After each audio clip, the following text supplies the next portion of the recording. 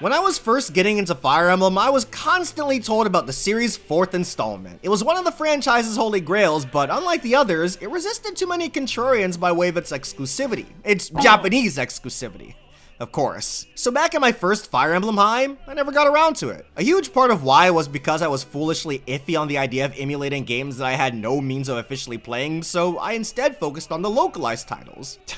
Still haven't gotten around to all of those, by the way, but this time for sure. Only now that I'm playing them in order, 1996's Fire Emblem Genealogy of the Holy War gets priority. A game that, even looking into it from an outside perspective, seemed so different than anything else in the series. Of course, as I'm coming to realize with the games we've talked about so far in this retrospective, and with my forbidden knowledge of what's to come, Fire Emblem has always been experimental with its own format, with the 5 Kaga Emblem games alone all housing unique experiences. The most similar ones are FE1 and FE1 but on the Super Famicom, as a matter of fact. Yet even still, this is a game that has some of the least connective thread with its brethren, even 17 mainline entries in. And those who've played it have not been able to stop talking about it since. Really, this video's introduction is a formality, because this is one of those games that doesn't need one at all. It's the Japan-exclusive Fire Emblem game, constantly touted as one of its best entries, if not the best, and that caused me to have some lofty expectations. It's a notion I try to curb. I believe it's unfair to go into a game that couldn't possibly hype itself up, but sometimes that's nigh impossible.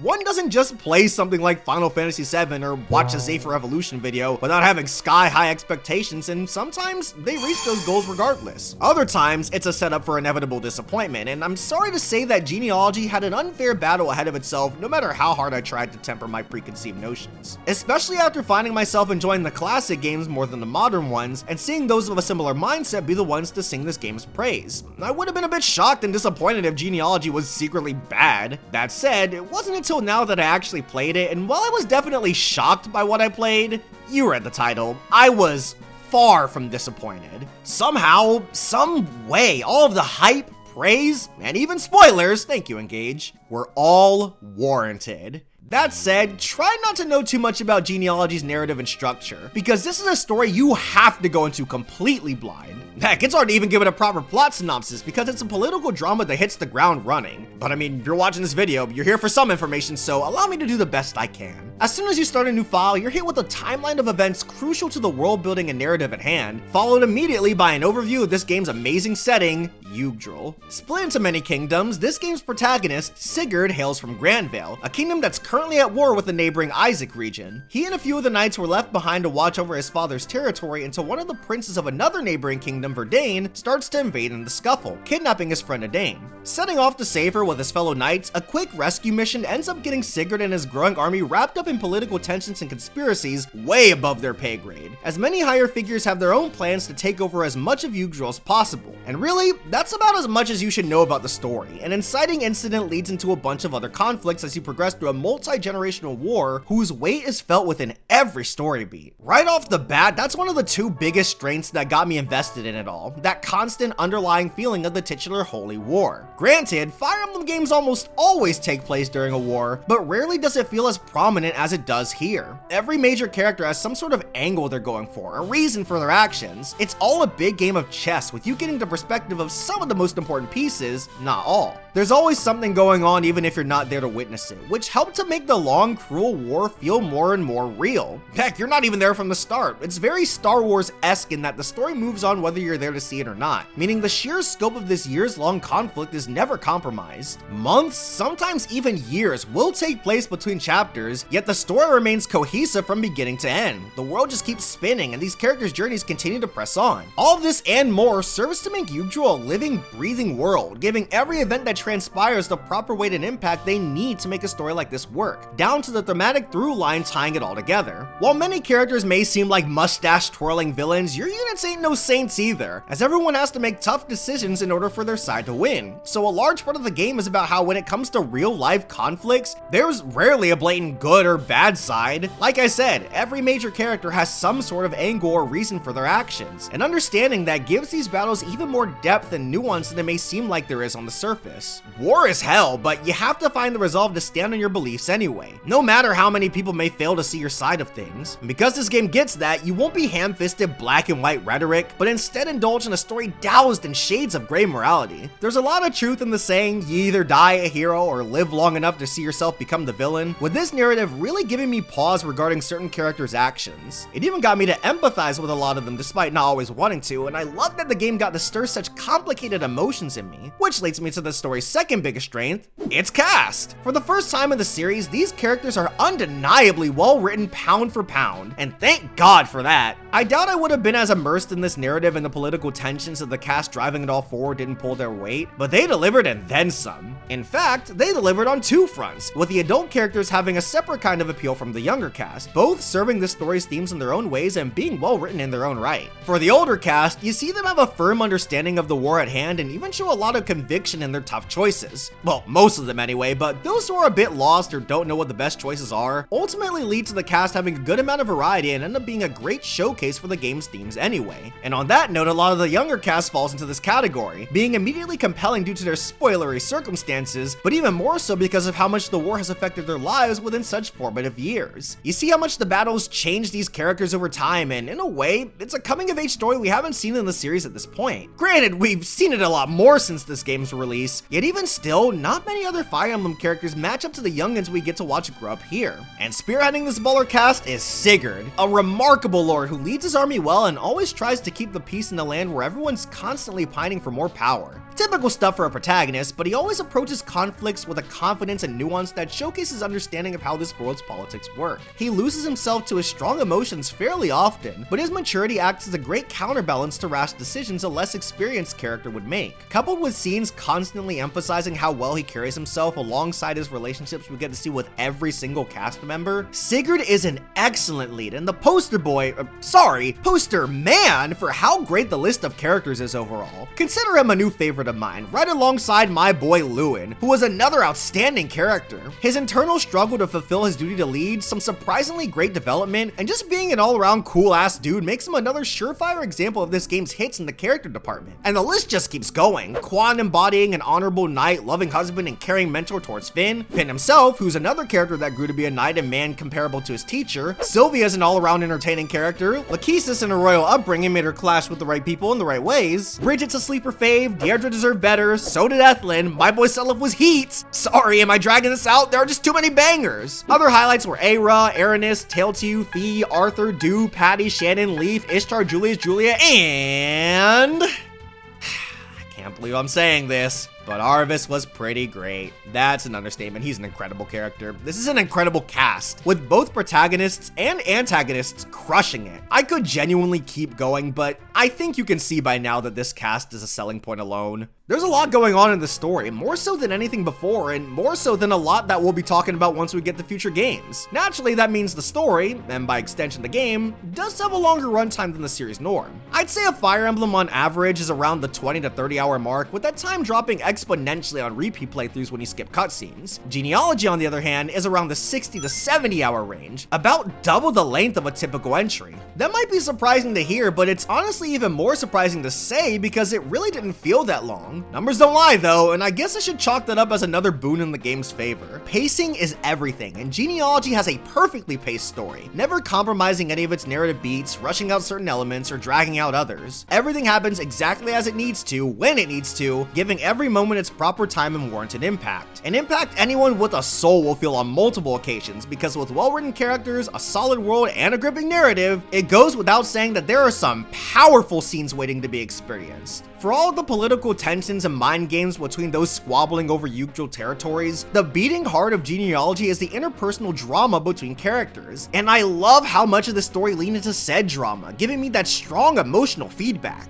Genealogy has one of the best plot twists in video games, period. A twist I got partially spoiled on, but not completely, and holy shit.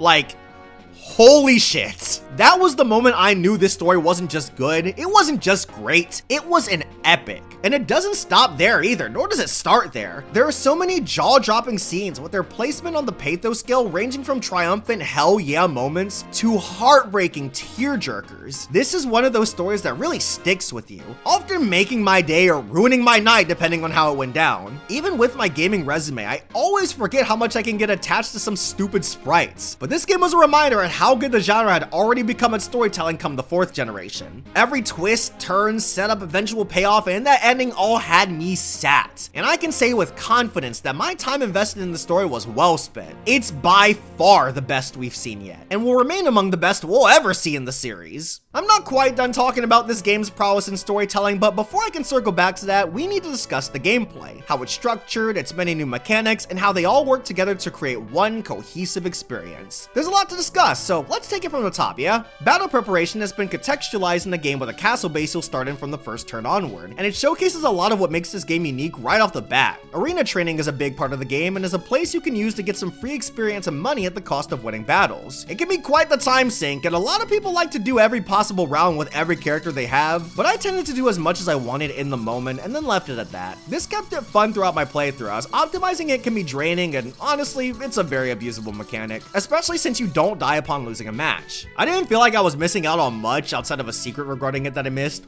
Whoops. And plenty of my characters ended up maxed out by the end of my playthrough anyway, so it's a neat tool, but not a necessity, just the way I like it. On the subject of money, this game doesn't have a single pool of funds. Every unit has their own wallet, inventory, and convoy, so that means no trading between characters. The only way to transfer items between units is to sell an item to the pawn shop and have the other character buy it with their own finances. This may seem obtuse when compared to just being able to trade, but I think it's a really cool addition to item management. In fact, the way this game handles inventory navigation on the whole is super interesting, always giving you a ton to think of. Who gets which kills so they can get item drops, what characters can afford which items, who should visit towns to get rewarded with gold, and how to make sure you're able to get any of those resources at all, since all of them are still finite by way of a constant forward progression. It's strategically investing, and many of these elements play into how maps are structured, which is a tidbit of the game even those who haven't played it are certainly aware of. Genealogy's maps are never in a strict location like a building or a particular stretch of field, but entire regions you can make out on the usual map overview, and if anything, that's a bold decision. No matter how fast you can go, every chapter will take at least a few hours minus the prologue, so it's highly encouraged that you don't try to tackle them in one sitting like any other entry. Thankfully, the game's aware of this and has a bunch of opportunities for the player to take a break without killing the momentum entirely thanks to some smart checkpoints and potential stops. You can also afford to stop at all because of a more forgiving save system that allows you to do just that at the start of every turn.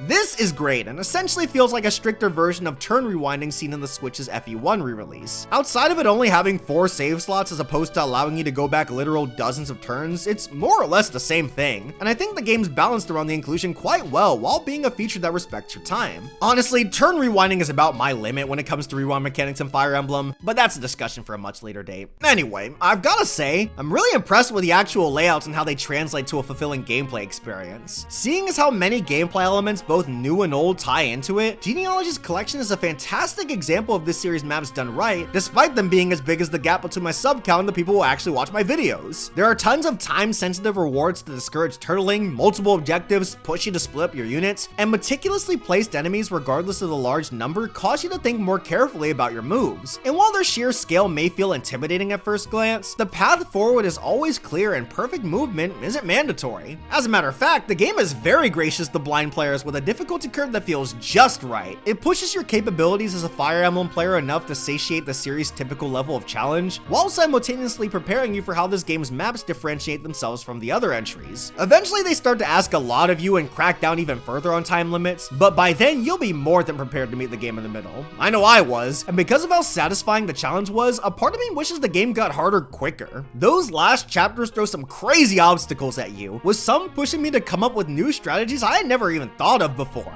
It was awesome, and I couldn't help but want more of a great thing, although at the end of the day, I'm glad the game gave me the time and grace to grow accustomed to this new style, a style better fit to the strategic core of Fire Emblem that I love so much, feeling like a more fleshed out take on the typical linear progression instead of a sidestep altogether. The only time where I found the map's length wearing on me was when it came to how many enemies there were, as enemy phases started getting really long towards the back end of the campaign. And when you've got a consistent streak going only to get screwed at the last possible second of a turn, man, oh man, that was frustrating. Nobody can say I'm not a patient man after playing FE1, but sometimes I really needed to get a move on, so shoutouts to my ROM being compatible with my emulator's speed up function. Yes, Nintendo, my ROM on my emulator. Sell me the damn game, damn it! In that regard though, permadeath is still a reasonable obstacle to overcome, and I'm glad this is the case. Permadeath is a really important part of the series formula, and I'm happy to report that its inclusion still felt like an intentional part of the challenge, with the game invisibly telling me that it was okay if I didn't reset every time someone died.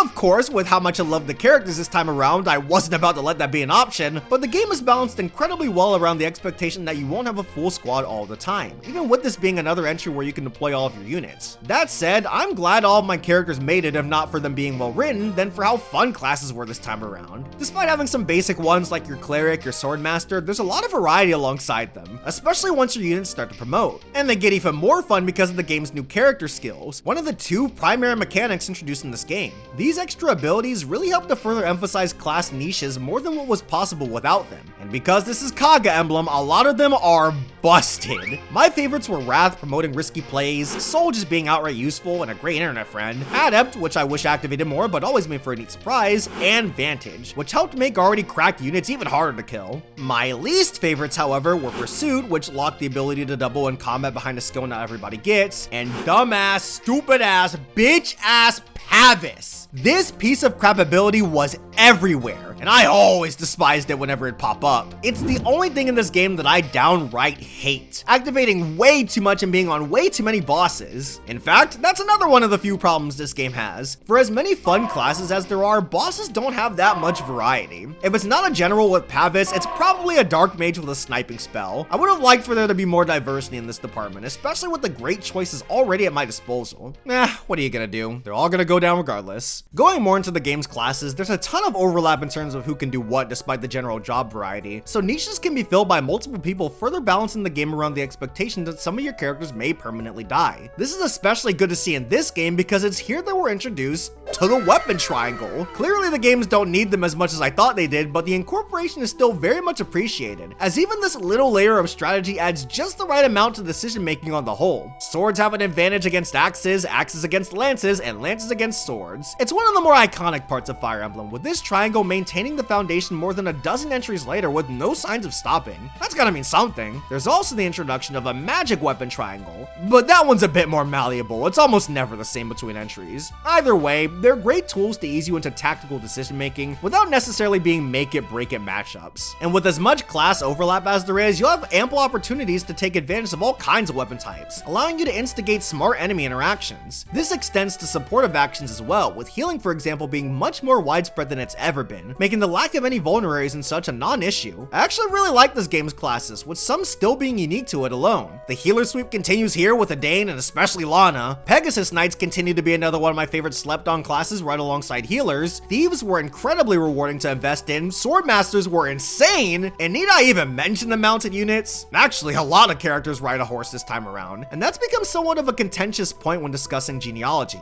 Or should I say, Horsey Emblem. Movement optimization is a big part of the experience overall, and this can make it feel like those who travel on foot have a distinct disadvantage to those who don't. And honestly, I can kinda agree with that. Not only do mounted units have better movement range by default, but also this insanely good Kanto perk where after combat, they can move for the rest of their range should they have more prior to battle, and change their equipment. It's busted as hell, and it's hard to argue against the fact that mounted units are just better in this game. However, that doesn't mean the characters on foot are bad. Their actual stats are debatably even better than the mounted units, except for Sigurd. He's the most broken Fire Emblem character ever. They just require a bit more thought, and that feels like an intentional part of the challenge, especially with how good characters like Ira and Tailtew were, let alone how the whole second half of the game is set up. A large part of the genealogy experience was learning how to strategize so that they could see just as much combat as Sigurd and the rest of his little ponies. Needless to say, the Dancer class was one of my MVPs, and if Fina didn't do so already in the last entry, then this game would have really shown me how much I've been sleeping on the archetype in newer installments. moments, especially here where Sylvia can dance for units on 4 adjacent tiles. The buff was as appreciated as it was warranted. And as you can probably tell from that buff, silly Kaga Emblem tools are here once again, and dear God, this game is straight up goofy. A status this game reaches even with some past mechanics getting nerfed, particularly warp and rescue staves. They're still really good all things considered and have thoughtful limitations that work with the map structures, but man, they would have been fun if they still had unlimited range. Regardless, we've already brought up arena grinding and Kanto, but stat increasing equipment is stronger than ever. Some of these skills are outrageous, and need I even mention holy blood weapons? Look at this, it's disgusting. It's game changing. It's freaking awesome, because again, like Mystery of the Emblem, the game's challenge acknowledges these elements and challenges you with them regardless. Hell, it's even better in that department, because trust me, as cheeky as you'll feel using your ring buffs and holy blood weapons, you're gonna know how dangerous they are once the enemies start pulling the same crap on you. And despite this, these horrifying obstacles go to show that strategy will always top stats in this game, and that's always what I'm looking for with tactical RPGs. But even more than that, this and all of the other mechanics we've discussed finally brings the game's greatest strength to light, and it's what truly makes this game so special. Every single gameplay mechanic is in service of that gameplay story connectivity, and this is something I've always loved about my favorite games in the medium, let alone this series. It's one thing to be told that my characters train in their downtime, but another thing entirely to let me be the one to make that call. Narrative text can exposit to me how long a trek it is to get from one region to another, but I myself can reach that conclusion by way of the game's large maps I walk through on my own. You can tell me I'm in a war, but I'll know I am when I see large formations of an army headed my way, with backup that would make sense in a real-life battle. I can be bombarded with unyielding text boxes on how holy blood is the greatest gift to mankind and how holy blood weapons are such sought after grails. But show me stats like these and trust me, I'll know their value. I'll understand how scary they are when in the wrong hands, and this is a storytelling method only possible through this medium. That being said, the most pivotal story beats will happen on the map, and most of them will be ones you can interact with in some manner. In that sense, it's hard to tell when something's scripted, making those moments of inevitable loss hit that much harder because I can't help but wonder what I could have done to avoid the tragedy. And this plays into permanent being a valid inclusion for the game, encouraging me to not reset whenever things go south, to ride out the experience and make it my own. I don't need a golden playthrough, I just need my playthrough to be my own. Needless to say, the agency I had as a player was tenfold, giving so much weight to every single one of my decisions, and none of these gameplay mechanics ever compromise the game's strategy element. You're always thinking about something, down to where you place a unit at the end of a turn thanks to a whole romance system. One of the best incarnations of it in the entire series to this day too, further fleshing out the story through gameplay in a way where I have a say in the manner. It's so good, man. I fucking love this game. So much about it just works. It's unironically the first great looking entry both in terms of technical sprites and the gorgeous art style. Animations are great with you still being able to turn them off without having to be blind to which stats increase upon level ups. The music is amazing with each and every map getting its own theme and all enemy factions getting their own songs to boot, meaning there's quality and quantity. And best of all, the replay value is through the roof in a series already inherently replayable. There are so many Easter eggs, hidden secrets, and missable events that will be sure to make your playthrough distinct from your peers. And I love when games have these sorts of things. I especially feel that the latter gets a bad rap, and it comes across as a byproduct of FOMO that's been poisoning the industry for far too long. It is okay to miss some things in your playthrough. I know I did, but that should just be an incentive to come back. If you got everything in your first go around, then yeah, there wouldn't be any reason to replay games outside of replayability's own sake. But because it's literally impossible to get every single secret in one playthrough, such as extra strong weapons, different possible romances, hidden scenes with their own rewards, characters who fell behind, characters I missed out on, and so much more, these are the reasons why I'm already replaying the game. There were main reasons for me to continue replaying the game, and most of all, as the cherry on top to this delicious video game sundae, it's the final nail in the coffin that solidified it as one of my new favorite entries in my favorite Nintendo franchise. Every single one of my grievances, big or small, felt so unimportant by the end of my playthrough. Unlike Mystery of the Emblem, this truly is a 16-bit RPG, and they refer to this time frame as the genre's golden era for a damn good reason. It's bold in a way that doesn't compromise the series' fundamentals, let alone its strengths, and does so many cool things that I knew I was in for a good time just after the first few chapters. I very quickly became so hooked on this game that at times, I would neglect my health obligations. Late into the night, I would fight off my tiredness because I just had to know how the story would progress. My stomach would growl and cry for food, but I couldn't just stop midway through the chapter. My bladder would be on the verge of exploding, but I just wanted to finish one last turn, only for that to turn into 3 more. It was so good, so refreshing and exciting. Not to mention, it gave me a lot to think about across its lengthy runtime. Every moment of this game felt earned and well paced, with a masterful ebb and flow between story and gameplay, the two always working together to heighten a cohesive, awe-inspiring experience that both looked and sounded as great as the journey deserved. I really felt like I had just undergone something special, and I'm mad at myself for not experiencing it sooner. Screw a remake. If you're a Fire Emblem fan, a fan of strategy RPGs, or a fan of good-ass games, get yourself a ROM, grab its excellent fan translation, and play this game now. It isn't always worth being a contrarian. Sometimes the general consensus is simply correct, and in this case, the general consensus is simply correct.